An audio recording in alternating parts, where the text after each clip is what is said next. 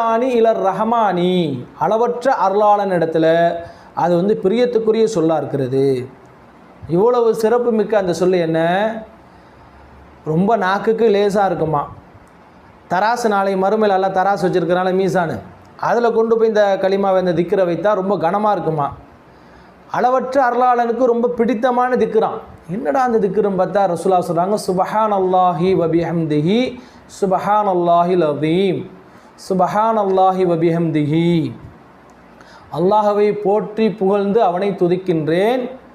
சுபஹான் அல்லாஹில் அதீம், கண்ணியத்துக்குரிய அல்லாஹவை துதிக்கின்றேன். அப்போ இதுதான் அதனுடைய அர்த்தம். இந்த அர்த்தத்தை, இந்த திக்ரை நாம் மனப்பாடம் பண்ணி ரொம்ப நாக்கு கிளேஸாக இருக்கா, சுபஹான் அல்லாஹி வபிஹம்திஹி சுபஹான் அல்லாஹில் அதீம், இந்த ரெண்டு திக்ரு தான். இந்த திக்ர் வந்து